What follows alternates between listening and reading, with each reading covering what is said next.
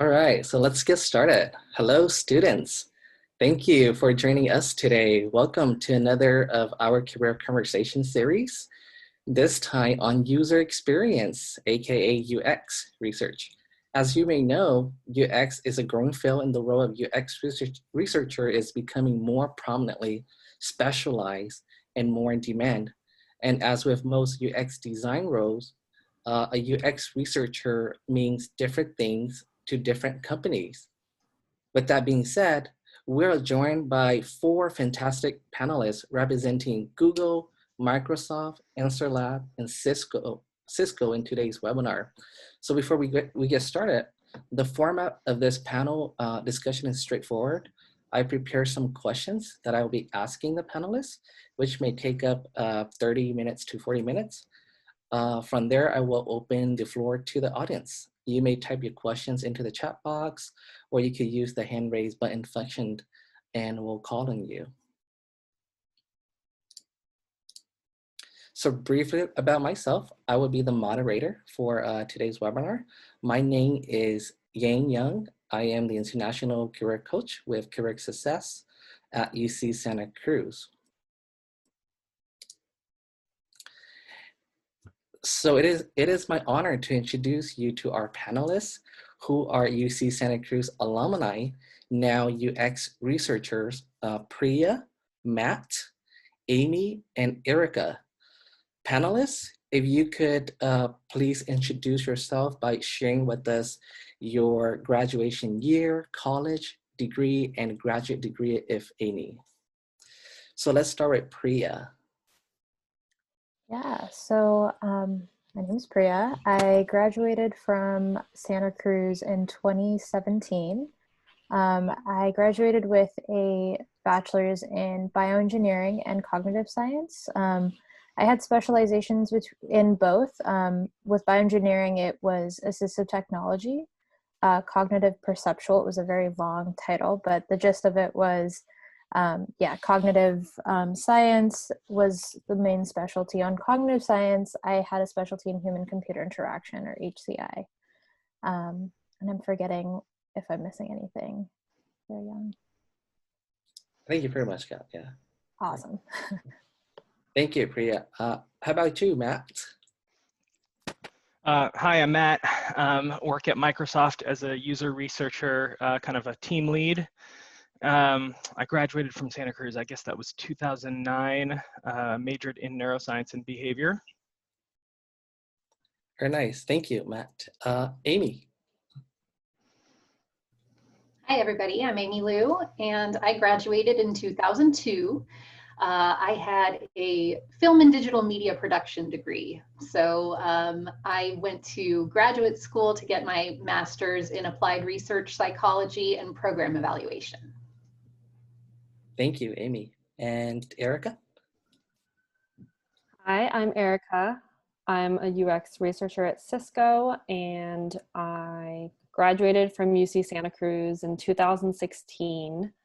I was a transfer student, so I went to community college and then graduated from UCSC and then got a bachelor's in cognitive science. And I did some undergraduate research for 1 year. And here I am. All right, thank you, panelists. All right, so let's jump right into our first question. So the first question we have is, could you tell us your current position and your journey and how you got there? So we can start with in the same format. Priya, we'll have you go first. Yeah, definitely. So I'm currently a UX researcher at Google. I guess starting from Santa Cruz, I had a pretty, not tumultuous, but varied journey in my choosing of a major. I started off as an econ major and bounced around a few different things, ultimately wanting to study psychology. So cog-sci and bioengineering with the focus on assistive tech made sense. Like Erika mentioned, I did quite a bit of undergrad research. So I did research starting my sophomore year. I was in a variety of cog-sci labs or cognitive science labs within the psychology department and computational media labs within the engineering department. Worked on things like human perception and ultimately did a thesis on making VR games for people with various cognitive disabilities. It was a lot of fun. I think that at the end of that, I wanted to get a little bit of a taste of what it would be like in industry. So I joined Google via a sort of contracting company. It was a temp company that assigned you to different roles at various tech companies. And so I was a research assistant for 2 years at Google, and then interviewed for a full-time position this past year. So still very early in my career, but that's about it. Very nice. Thank you, Priya. Matt, let's have you next. Yeah, so like I mentioned, graduated 2009. That was right around the last big economic difficulty that we had. So not a lot of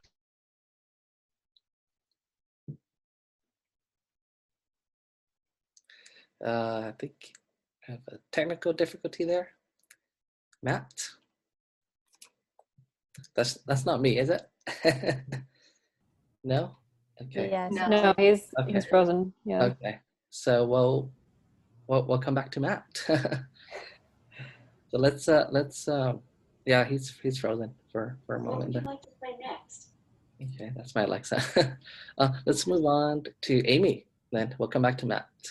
All right. So I have had to shift careers a number of times. So I think I'm the oldest person on the call. And since I graduated in 2002, it took me a long time to really identify that research was my underlying passion.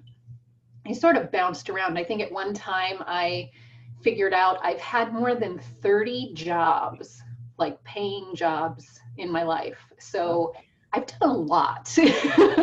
But my first career was in jury and trial consulting. That I did for about 8.5 years and then continued with it after grad school. But then I started transitioning into program evaluation, which is applied research in sort of the nonprofit and educational institutions, things of that nature. And then when I moved back to the Bay Area in 2017, I realized, hey, you know, I really should get into tech. It made sense. So I sort of leveraged all of that weird experience that I've had over the years and transitioned into UX. And one of the things that I utilized to make this transition was actually becoming a project manager in the UX field before becoming a researcher. One of the things I was getting away from was having to hop on a plane 2 or 3 times a week and never knowing where I was going to be. And that was really fun and exciting in my 20s and early 30s, but I'm getting tired and I couldn't really keep up with that anymore. So when I joined AnswerLab, I became a project manager, and then this year really threw our industry into sort of the unknown where we transitioned everything to be remote. So I was able to take that step into research without having to travel. So here I am. Very nice. Thank you, Amy. All right, and let's go to Erika.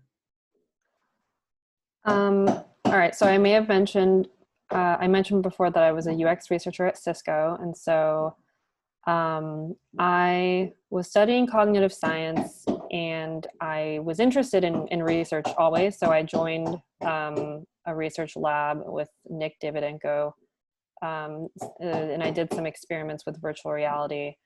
So I was allowed to do some undergraduate research, and I had kind of learned about UX research, and so I'm integrated certain methodologies into what I was doing, like usability testing and surveys. And after graduating with that bachelor's of science in cog sci and having that little bit of research experience, I was able to get a job as a contractor at Facebook. And this happened after like really sprucing up my resume and like making it look more appealing for like a UX researcher role, but also trying like a million times to get one of these like kind of associate UX researcher jobs and getting rejected so much. But then like 2 to 3 months later, Facebook hired me as a UX researcher contractor, and I worked there for 1.5 years or so. Sorry about the construction.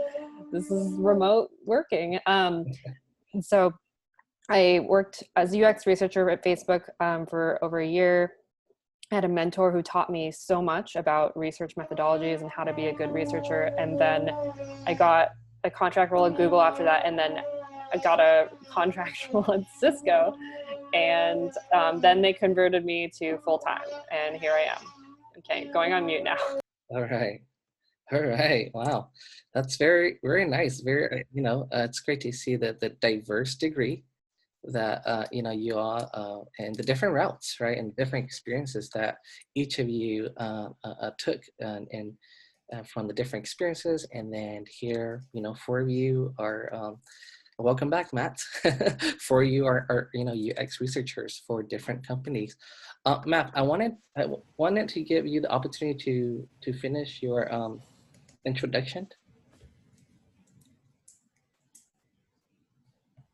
So we'll give Matt a couple of seconds.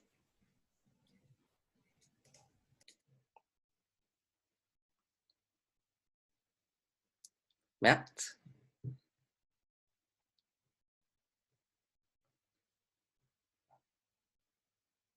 Okay. Matt, we can't hear you.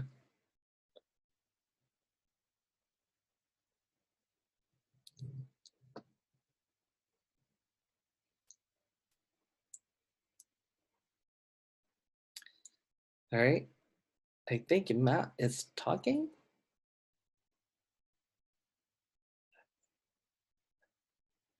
But I can't hear. Matt?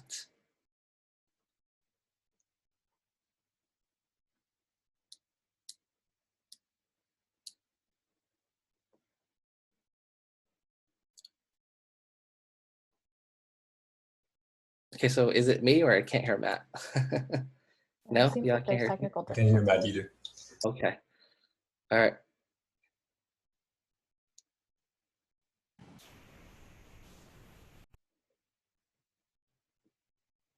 So Matt, we can't hear you.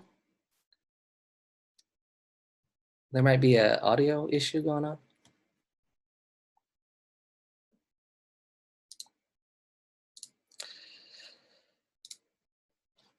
All right, so Matt, hopefully you get that fixed. So we'll come back to you. So we're gonna move on to our next question, and our next question is: what are some things that a college student could do to prepare for a career in UX research? So let's start once again. Priya, we'll have you go first. Sounds good. Always on the hot seat. So I think that from my personal experience, I think that things that helped me were really joining and being involved in research on campus. I think Santa Cruz is really special in that accessing different research labs, especially in the cognitive science sort of lab space, is fairly accessible. That is if you're studying psychology, cognitive science, and I think some of the bioengineering degrees. That I think really helped me learn a lot about research methodology, how to think about different problems.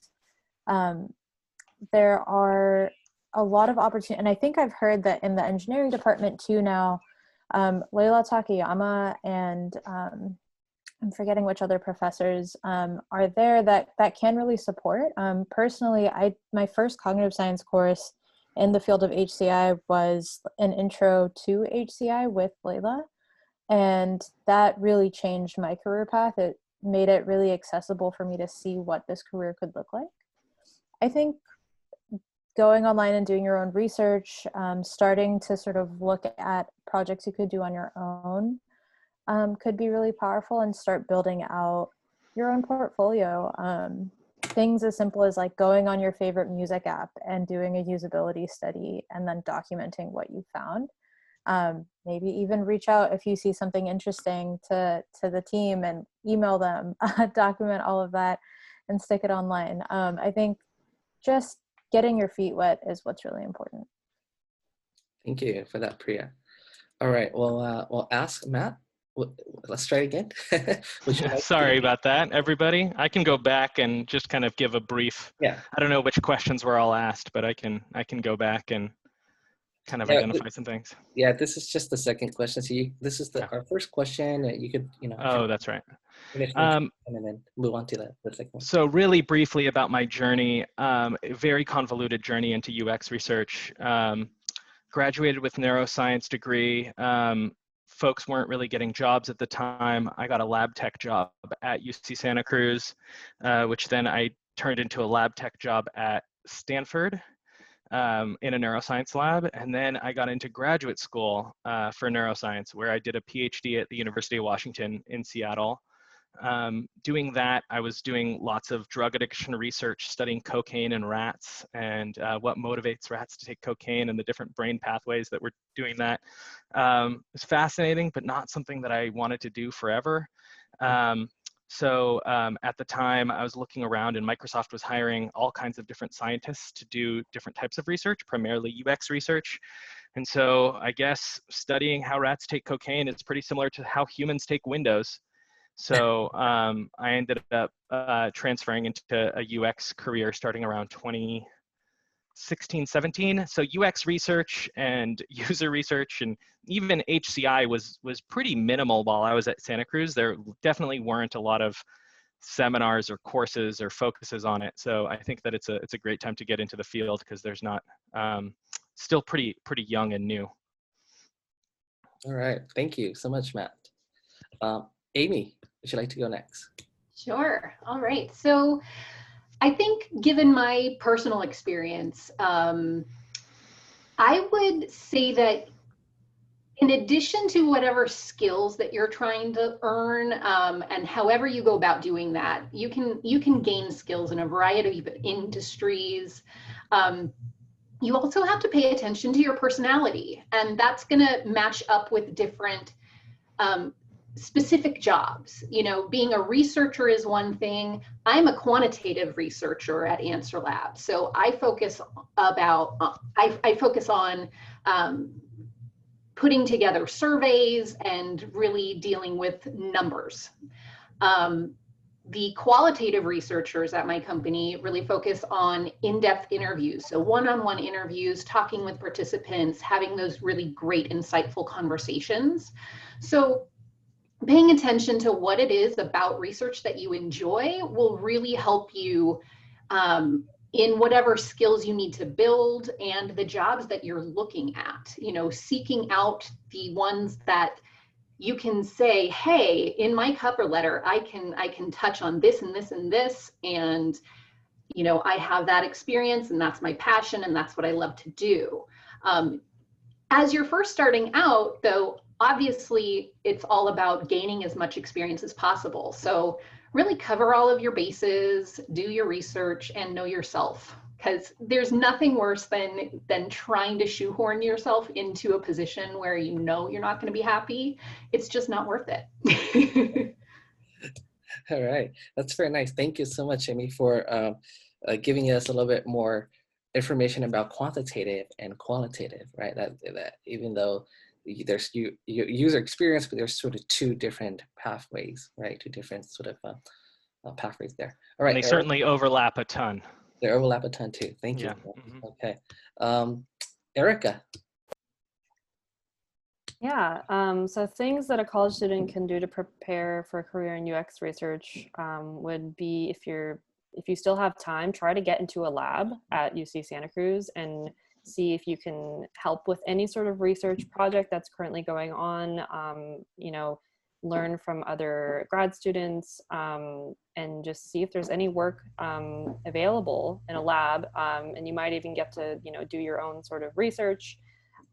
Just make sure you explore the opportunities that you might have at UC Santa Cruz.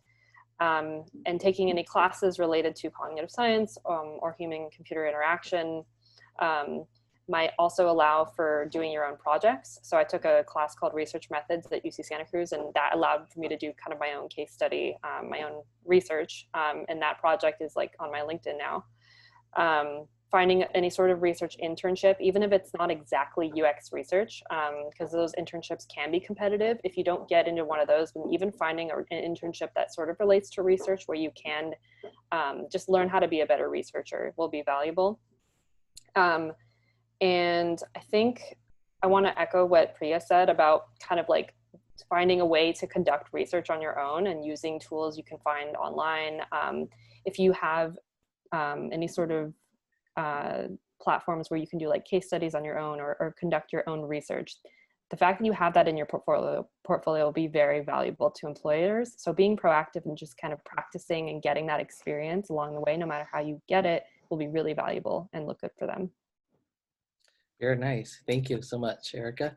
All right, so let's continue on to our next question. How demanding are the day-to-day work activities in your company, and how do you balance work and personal time? So Priya, we'll start with you. Yeah, I think it's an ebb and flow. I think the how demanding is pretty subjective and very dependent what I've seen on what team you're at, just where the business is at, what time of year it is. For me personally, I've been roughly on the same team for the past 3 years. My role has changed a little bit, and I think everyone says that sort of the holiday time is less demanding, and I've never found that to be the case. I think that as far as balancing work and personal time, that has been something that I think, especially during COVID, I found to be pretty challenging. It's very easy to sort of either get lost in doing work or just sort of have it drift out later into the evening. So for me, it's been about being really intentional with my time and knowing my craft and sort of planning effectively. So as I think you step into any career, any role, it'll be up to you to sort of decide how much time you want to dedicate and what you want to get out of that career or job. For me, I want to learn and grow. And so I don't mind spending a little bit more time here or there if needed. But I also know that that's not everyone's cup of tea. I also really intentionally don't work on the weekends. I'm usually sort of laptops off. But I'm always eager to learn. So I recently was taking a course with the, I think it's called the interactive, I'm totally forgetting what they're called. But it's basically an intro to research once again, just to refresh on some of the basics. And that was something I was doing on the weekend. So I think, you know, there's that. Go outside, be your own person, have hobbies outside. I think research is one such sort of area where having things to pull on from your outside role can be helpful. So kind of a all over the place answer, but happy to expand if anyone wants tips. Very nice. Thank you, Priya. All right, Matt, we'll have you go next. So in terms of demanding, I can't say that it's any more demanding than any other job I've ever had or any other career. At least at Microsoft, I feel like they're pretty sensitive to work-life balance. There's a lot of people who leave or go offline, I guess now, right at 4 p.m. That's not really me, but I feel like it's definitely a little. I find the kind of industry life and industry work to be a little bit easier than the academic life that I used to have. So being a postdoc or being a grad student, I felt like was more time demanding. A little bit more stressful as well.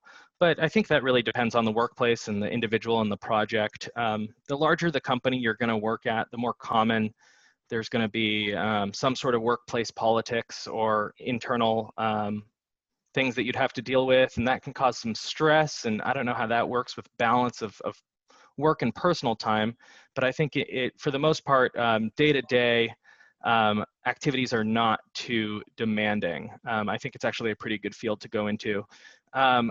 Piggybacking off of something that I think Erika mentioned for the last question, I think it's a huge deal to get whatever research experience you can. And it doesn't necessarily have to be a psych or bio lab. I mean, those things are great. It could be a chemistry lab. It could be doing research for a nonprofit. It could be really for the city. It could be any type of work where you're crunching any type of data. It doesn't have to be data science. You don't have to program, but like anytime you're thinking about a problem, you're thinking about how to solve it, you're thinking about what you can do better the next time you need to solve that problem, those kind of things really prepare you for at least an entry-level position in user research and in UX research. So that was a great point. by Erika. So definitely, I would say +1 to that. Get whatever research experience you can. Very nice. Thank you, Matt. Amy. Yeah, so working at AnswerLab, I think agency life is a bit different in general, no matter what the industry is, than being in-house somewhere. You know, we at AnswerLab, researchers and project managers, whatever your role happens to be, you're juggling lots of projects at the same time for many different clients all at the same time, but you have to give every single client and every single project your full attention for whatever is needed. So it's sort of like boot camp, I would say. if you compare, like, you know, being in-house, it's great because you get to focus on a certain product for a while, and you get to see the fruits of your labor, and that can be really rewarding.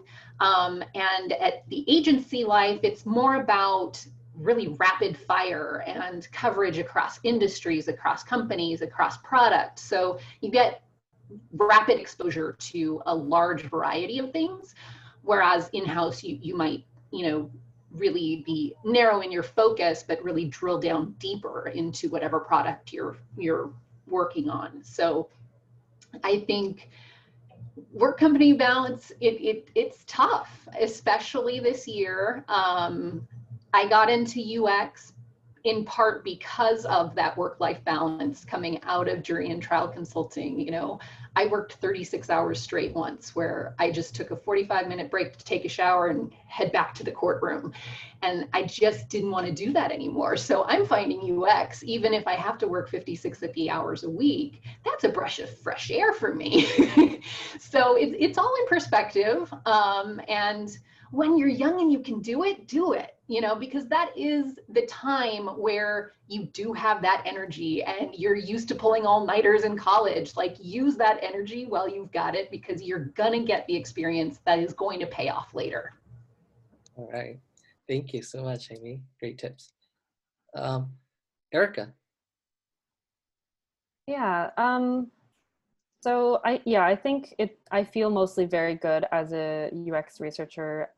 Like, some of my work can be demanding. I think sometimes when we're doing like virtual conferences, now that we can't do in-person conferences with Cisco, we do them virtually. And so that means that I'm on calls like maybe all day, right? And so that can be exhausting, especially if you're like really introverted.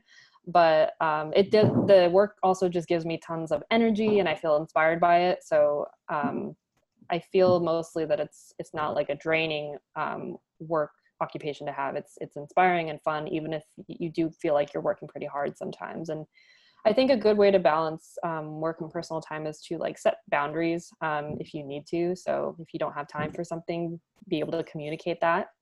If you don't have bandwidth for something, be able to communicate that. And, you know, just, yeah, set boundaries with your manager.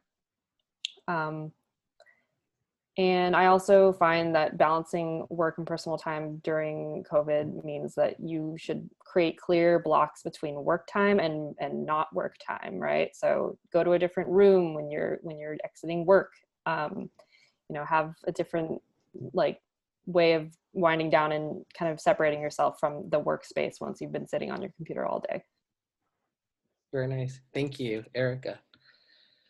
All right, so let's move on to our next question. I feel like the panelists, in a way, they touched on this question already, but if anybody still want to, you know, briefly touch on them, we can do that. So what aspects of being a UX researcher are most appealing to you? What about least appealing? Let's start with Priya. Yeah, well, I think Erika just touched on a really good point about work-life balance, and I really resonate with that. I think for me, the things that are most appealing are that I am passionate about what I do. And I think that's what makes showing up and doing the work not feel as taxing maybe as it would in other professions, or if I were doing things that maybe didn't appeal to me so much. For me personally, I'm a qualitative researcher, and I really enjoy talking to people, and I can be sort of in calls or doing interviews with folks all day, and I get a lot of energy from that. And I think what I find appealing is the ability to interface, especially working at a company like Google, where things seem really big and impactful and sometimes a little intimidating, it's nice to know that in the position of UX research, I can really be on the ground hearing what's going on with the folks that are impacted by the products or features, et cetera, and take that to the team and say, hey, this is what's working, this is what's not, and clearly see the impact of that. It doesn't always go the way that you want, and I think Matt kind of touched on some of the bureaucracy. I think that's the least appealing part of UX research, at least at a big company. There are a lot of politics, and I think in the experiences that I've had, kind of before this, I was actually a statistical programmer at a biopharma company, and bureaucracy is kind of in all of these spaces, and something that I think is not the most fun to navigate. But doing the good work and talking to end users and seeing the impact of the work, I think, is what makes it all worth it. Really? For me, at least. Thank you, Priya. Matt? I think I'm gonna change the format of this question just a little bit to talk about like what aspects are needed or like skills are useful, because I think Priya, you just summed up like you give a great answer there. But I was just gonna, just thinking about kind of what I tell folks who are trying to get hired onto my team is that, if you like talking to people, and if you find yourself having the skill of being able to talk to maybe not everybody, but being able to talk to folks, then qualitative research is definitely an avenue for you. You have to enjoy talking to people and at least somewhat listening to them in response. But I think that's a huge aspect, and that's actually what's most appealing to me. Is I like really learning from others and talking to people who are not like me and trying to understand why they feel the way they feel or why they make the decisions they make. And so that's what's led me kind of transition from a more quantitative background into like pretty much a purely qualitative researcher at this point, which is something that I definitely missed. I couldn't ask my lab rats how they felt, and now I can ask people how they feel and try and understand why they're feeling that way. And I think that's huge. So that's what's most appealing to me. And if talking to people is terrifying, then that would be least appealing to you. All right. Thank you, Matt. Amy, Erika? Yeah, I think I would just echo exactly what Matt was saying. I think I've taken the opposite journey, really, because although I love talking to people and I really enjoy one-on-one interviews and focus groups, the time constraints and the pressure in the moment, that's not something I handle exceedingly well. So I am much more happy sitting down and really head down focused on crafting my survey, coming up with metrics, crunching the numbers. That's really my happy place. And it took me a while to figure that out as far as being a mixed methods researcher and really doing all kinds of different research to really hone in on what I enjoy most. So it turns out after more than a decade of doing mixed methods that quantitative is really my happy place. So it really is a personal thing that you're going to have to explore and find out for yourself. Very nice. Thank you, Amy. Erika, any last words?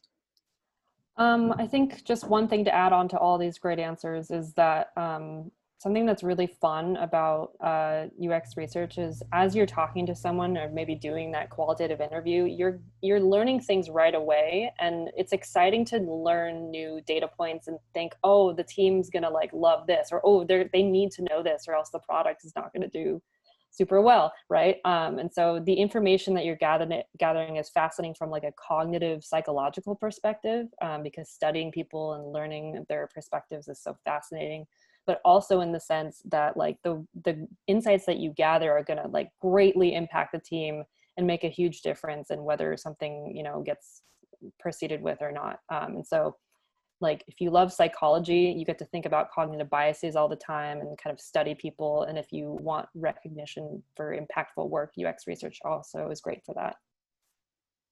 All right, thank you, Erika. So looking at time, we're at 2:37. Time just flew by. So I don't think we're gonna have time to answer this question or the next question. I think this question is very important, especially the second part of this question.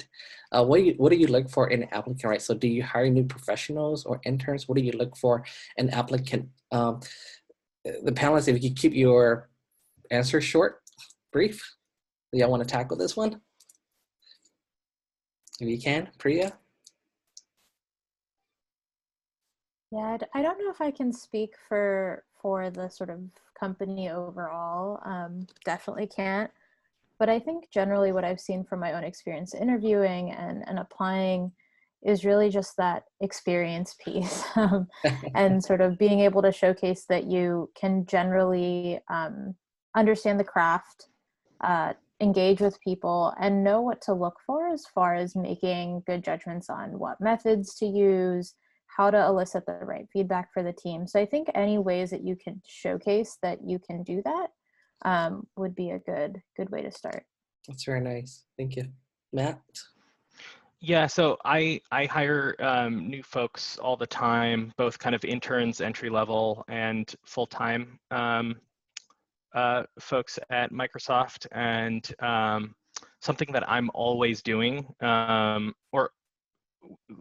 first start with what I look for. So I'm ultimately looking for somebody who shows me that they're able to think critically about a problem, kind of like I mentioned earlier. Like, you know, there's no really right or wrong answer in an interview or in an application. It's about, can you describe why you made that choice you did? And if you describe that choice of why you've made a choice, then I will immediately come back with the question, like, now that you've done that, what would you do differently? Because there's no perfect study, there's no perfect research. You can always make improvements. And so being ready when you're applying to internships to have, like, for every positive story that you have, like, I did this awesome project, or I did this great research for this team, always being able to say, but, if I had to do it again, I would do this differently. Or, I could have done this slightly different to amplify my results or have greater impact with my study, right? That ability to kind of think critically about what you've done and what you can do better is, I think, more important than having the right answers in the actual interview. Very nice. Great tips, Matt. Thank you. Amy? Yeah, so I did a lot of interviewing and hiring for the first couple of years at AnswerLab, specifically for the project management side. And a lot of the people coming into the UX field have a background in either coming out of programs like HCI degree programs or market research. So there's a lot of overlap in the industry with market research. There are distinct differences, but as far as the logistics and the behind the scenes work, making the projects happen, those logistics are really similar in terms of, recruiting the right participants, getting quality data. Your checklist is going to be the same. So that's another area where you might want to explore to see whether you can gain some experience there, and then transition to UX just as another route you might take. All right. Thank you, Amy. Erika?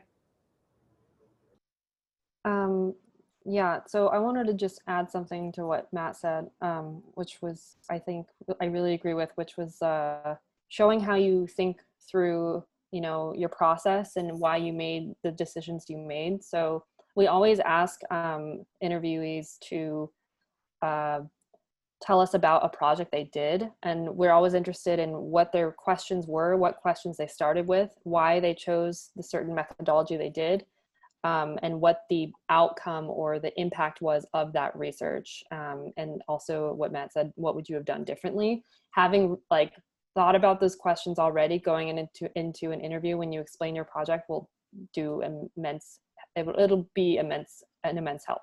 And then also we want applicants who know the pitfalls and upsides of or most research methods. I think that can help too.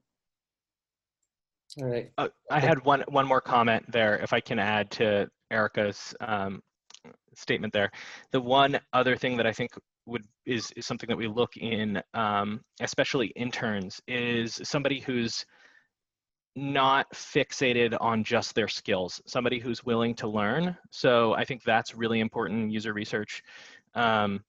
or UX research, there's constantly methodologies that are changing. So not coming in saying, I've done 10 usability studies and I'm great at usability and that's what I'm going to do. So I'm going to apply usability to every single problem that I see. You can also say, hey, I'm willing to learn new methods, and there's somebody else, there's Amy on the team who's a great quantitative researcher. Maybe I can ask her how she would approach the problem. And seeing that type of thinking, I think, is just as important as that introspective or retrospective look at your projects, is being forward thinking into like, I can still learn and I can still expand my tool set. I think that's a really good attitude to have coming into an interview. Very nice. All right, thank you, panelists. Let's continue on. I don't think we have enough time for this question. We should have time, for this final question, you can keep it to one word or one sentence if you can, panelists. So our final question is, what is one final piece of advice you would like to give the audience who may be interested in following your career pathway? Priya, we'll start with you. And yeah. Well, I guess one word, it's a little tough. I guess be curious would be the piece of advice. I mean, like what Matt just said, like knowing what you know and like being sort of good at what you have like had experience with, but being curious, I think, is really important. And not just as far as skill set, but just in terms of what you're interested. I think Amy brought this up before. It's really important to be introspective to some degree. So that would be my piece of advice. Thank you. Matt, one piece of advice. My last piece of advice, I guess, would be to network, update your LinkedIn profile, start reaching out to people that have recruiter in their title or contractor recruiter in their title.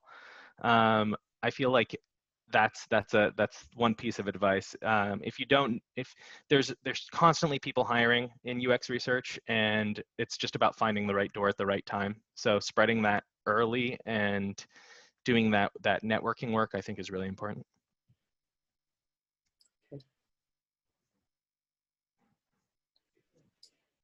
Amy? Yeah, so I think I got a piece of advice when I was making my transition to UX, and it was aiming for 500 connections on LinkedIn. And at first I was like, what? That's a lot. But it turns out it's really not if you really spend the time to do it. And it helped me immensely, because with every connection that I made, I sent a very personalized message with my invitation, asking people to have those informational interviews. And probably out of 100, I maybe ended up with 10 of those conversations, but they were so valuable.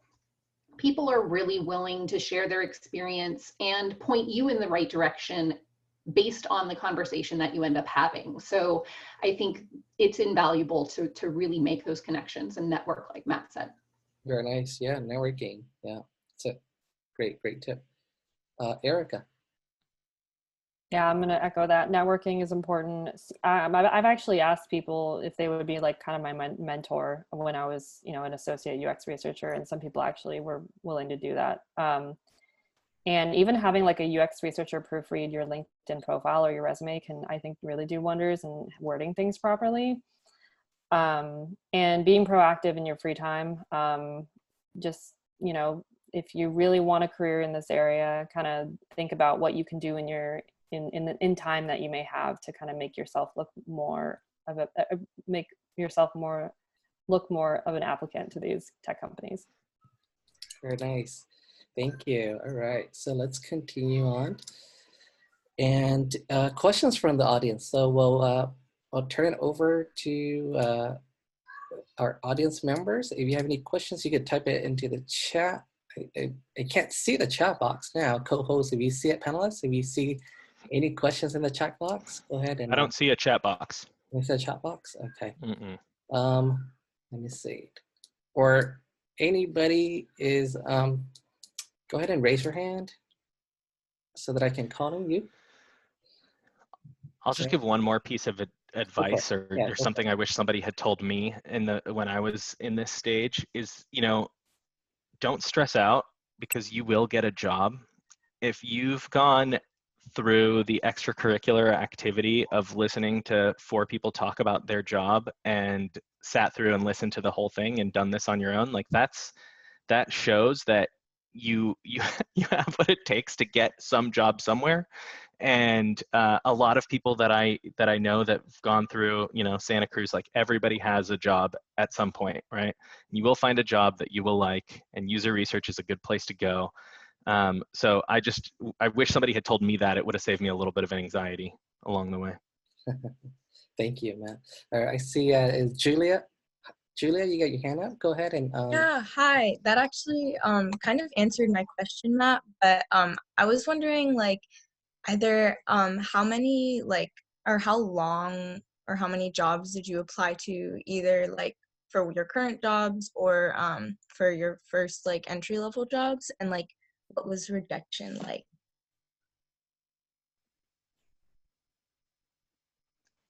Rejection sucks, but you just got to keep applying. And if you get rejected from one job from one recruiter, keep bugging that same recruiter, because they've actually learned about you and they might find a better fit. So it's just about persistence. I think for Microsoft specifically, I had to apply to 3 contract jobs before I got one. Yeah, persistence. For me, I actually was applying to contract roles and some full-time like FTE UX researcher roles after college for like 2 to 3 months. And I would like do it I would look like pretty much every other day. So it can take a long time, and, you know, I got a little disheartened, but you just have to keep trying. Yeah, plus one of that. I definitely, it took me a few months to land a contract job at Google, and I didn't honestly apply to too many different roles, but I put my application out. I think where I was getting sort of blocked was people just reaching out or accepting or reading my application, and that's where I think the networking piece really came into play. Having folks that you can reach out to, that even if you're sort of just cold pinging them or emailing them on LinkedIn, any sort of connections in companies that you feel passionately about, I think are really helpful. But it took me like 4 months. Yeah, when I made the transition through those informational interviews that I was doing through LinkedIn, I ended up having 4 different conversations with people, all pointing me toward AnswerLab. So it was kind of like, hey, this is a no-brainer. This is where I need to be. This is where I want to go. And it really was a little too easy in a way, just because it all worked out pretty quickly for me. But that being said, there was a lot of work that went into that happening. You know, I spent months building up those LinkedIn connections. I did a UX research class through one of the online university things. And, you know, that really gave me the window into UX specifically. So I came armed with lots of experience, as well as enough of the lingo in UX to be able to get through the interview, to sound like I knew what I was talking about, you know, even though I hadn't done any UX research specifically. So being confident in your skills and your experience and how you would apply them, even if it's not a one-to-one matchup, is important. And also one thing is that a lot of application routes these days, it's like you upload a resume and that's it, and you don't talk to anybody, you don't even have an email to follow up with. It's kind of a black box and you don't know what's happening. One of the things I would strongly suggest is that you do write a cover letter with your resume for every single position.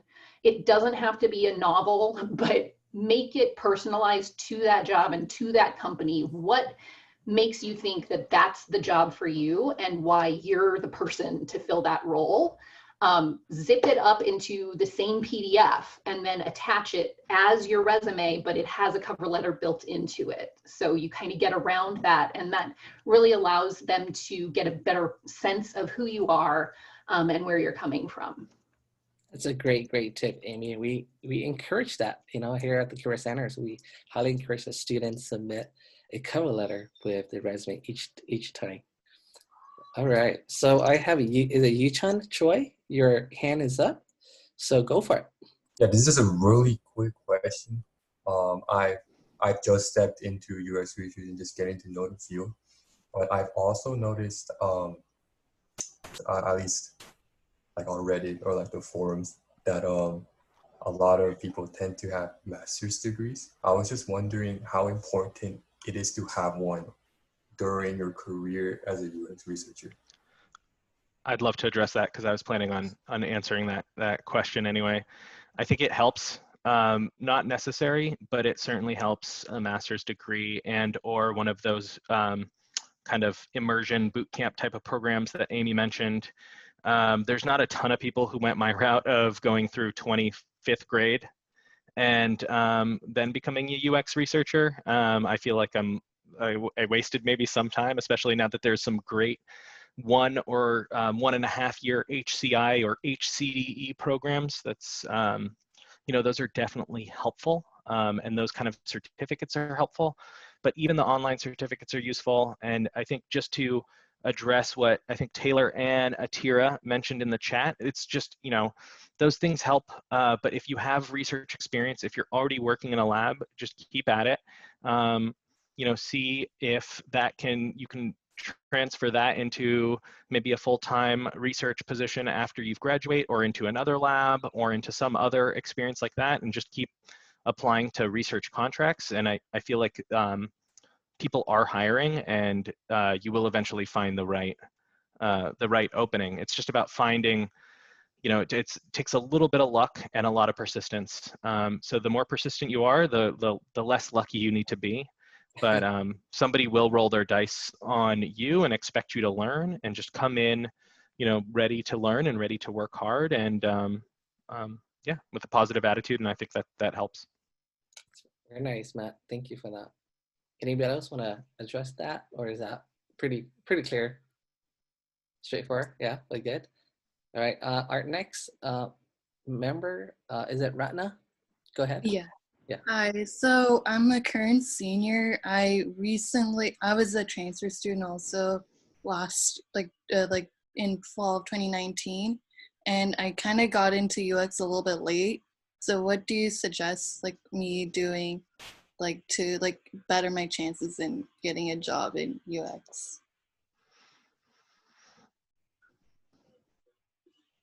I'll take that. And I think Amy could probably speak to this too, based on both of our experience. I mean, we were much later in that switch, so I don't think there is a too late.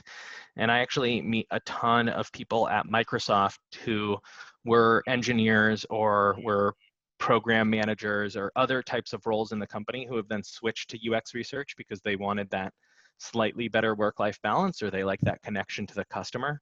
I don't think there's a too late. So I wouldn't worry about that. I would just make sure that you have, when you're looking for jobs, especially once you graduate, you look for jobs where you will get to flex that research muscle. Get a job where you will have time to sit and think about a problem.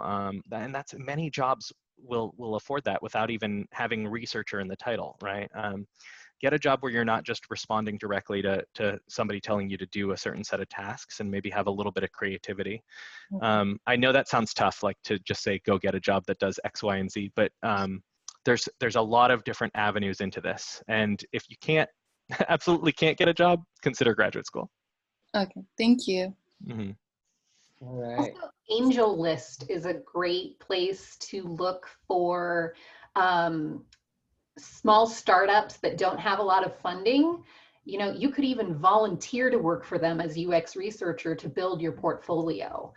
That's a really great way. Volunteer for a nonprofit agency.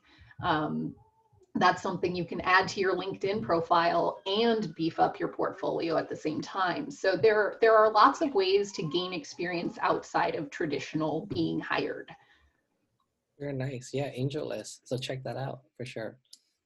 All right. So I don't see any hands up anymore, and I believe that panelists have been addressing the questions from the chat, so that's very nice.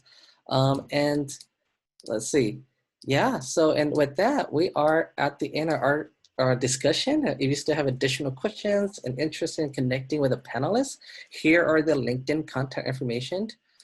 Please reach out to them to continue the conversations. So at the end of this, the webinar, I will be sending this, I will be sharing this PowerPoint with you all so that you can click on the different links that we provided on here. And so to conclude today's webinar, I want to thank our attendees for joining us and for their wonderful questions. I would like to also thank our 4 awesome panelists for their participation and sharing wonderful insight, knowledge, and their experiences with us on this very important field of UX research. And we look forward to your participation in our next career conversation series.